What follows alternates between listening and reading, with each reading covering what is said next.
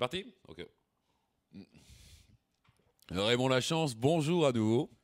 Oui, bonjour. Merci d'avoir accepté cette invitation. C'est un plaisir. Alors, cette semaine, Raymond, je me suis permis d'identifier dans le journal La Presse et dans le journal des Affaires 3 opportunités d'affaires à débuter immédiatement au Québec pour les Français qui nous écoutent et qui se cherchent un petit business à développer. Très intéressant. Une opportunité doit être saisie au passage. Je pense, comme la viande de sanglier, justement, je voulais vous en parler. Alors, pour commencer, l'élevage de sangliers. Très bonne idée. Il paraît que c'est 10 fois moins gras que le porc. En plus, ça se reproduit comme des lapins. Avec la sortie du... Ça se reproduit comme des lapins? Oui, ça va, ça y va vraiment vite, hein, Rémi, croyez-moi. Raymond, pardon. Et ça se reproduit comme des lapins, mais en plus, avec la sortie du dernier film d'Astérix, c'est très tendance. Oui, je comprends, une gastronomique parlant. C'est même devenu un animal de compagnie fort apprécié à Moscou, paraît-il. Mais oui, les gens maintenant ont un petit cochon chez eux. Un sanglier. Hein. Oui, alors, enfin, la viande est meilleure, paraît-il. Hein, la viande de sanglier est très recherchée. Ce business marche bien parce qu'il y a des chasseurs qui recherchent des sangliers. Et aussi... pour faire croire qu'ils ont ramené quelque chose. Voilà, à peu près. Et puis, ça marche tellement bien que bon, les gens veulent en manger dans les supermarchés, on en achète, etc. Et ça marche à tel point que maintenant, il n'y en a pas assez au Québec. On va même en chercher dans la Colombie-Britannique. Si loin que ça. Donc, pour ceux qui nous écoutent et qui aiment les animaux, les petits cochons, je leur propose le sanglier. L'élevage du sanglier. Pourquoi pas. Ensuite... Et ça coûte cher de mise de fonds au départ? Non, faut compter un petit, je dirais, 50 000 euros. Voilà, oui, parce que ça...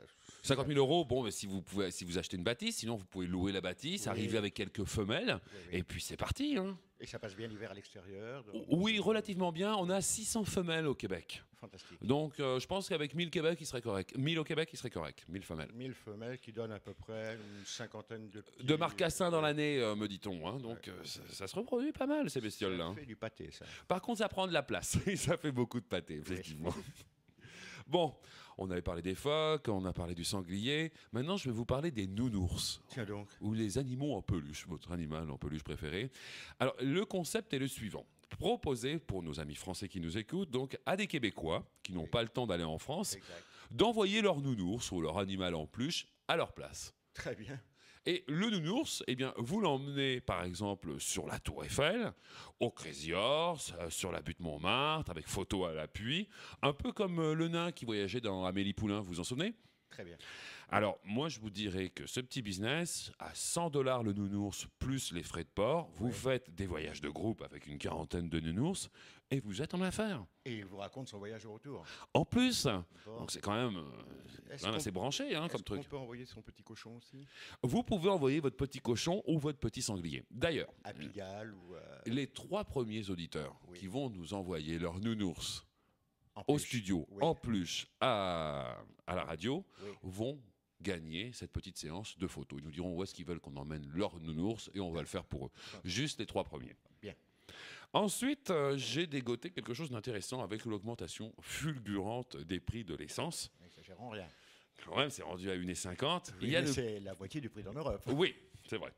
Et il y a de plus en plus de Québécois qui limitent leurs déplacements. Et ils restent à la maison. Du coup, l'investissement dans une piscine est un marché qui ne cesse d'augmenter. C'est ça. Donc, si vous avez des produits de piscine à proposer... De l'autoconstruction de piscine. Par exemple, faites votre piscine vous-même, ou des produits pour arranger l'eau, ou des accessoires pour la piscine. Le moment est opportun, à mon avis. Parfait.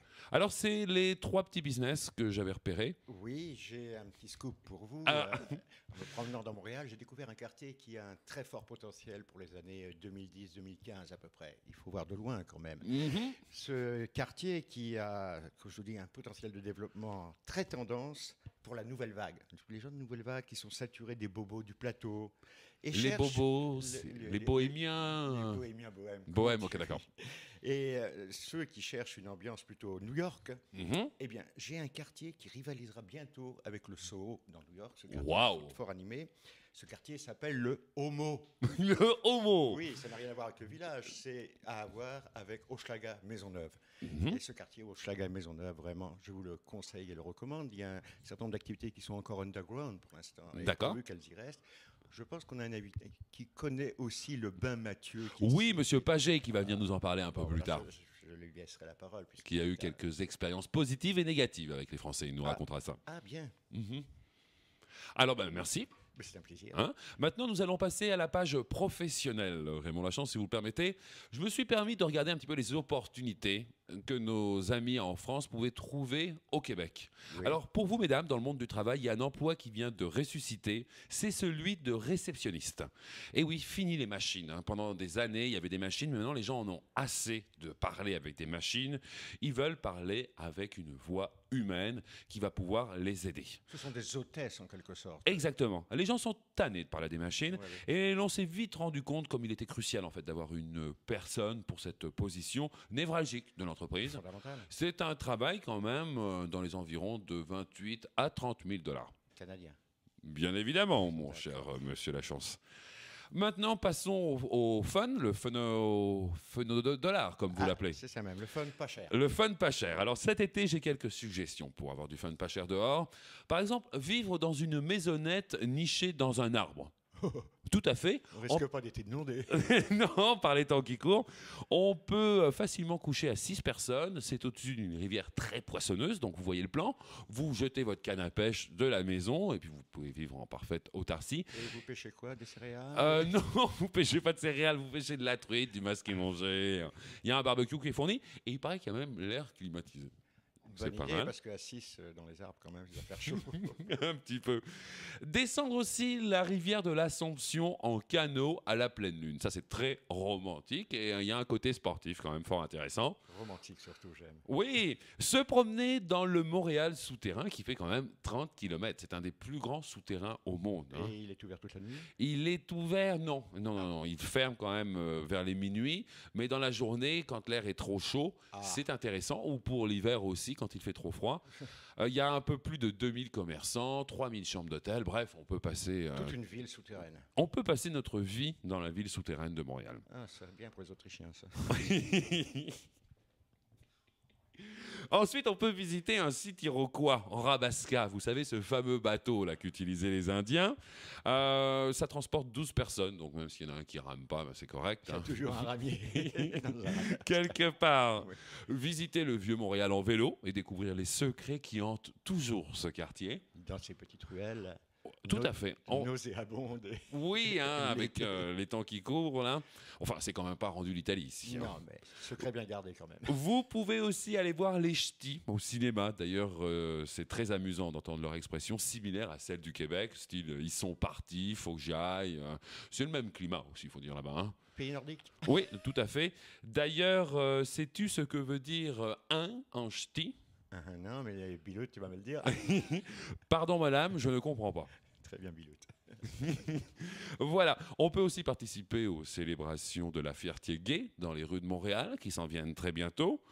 Vous pouvez envoyer vos adolescents au Sanctuaire des Braves. C'est un camp de vacances qui leur permet le temps d'une fin de semaine de passer de la fiction à la réalité dans le monde de Brian Perrault.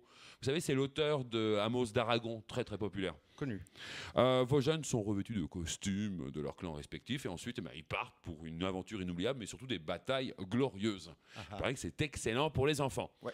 On peut aussi aller faire du vélo en Gaspésie. C'est loin. On longe, on y va en train d'abord. Hein. D'accord. On longe la baie des Chaleurs en grignotant du homard, par exemple. Ou encore se promener d'arbre en arbre dans les parcs qui sont aménagés au Québec.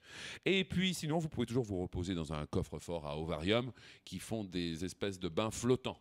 Dans un ancien coffre-fort, c'est toujours reposant de penser les poches pleines. Et on flotte. Tout à fait.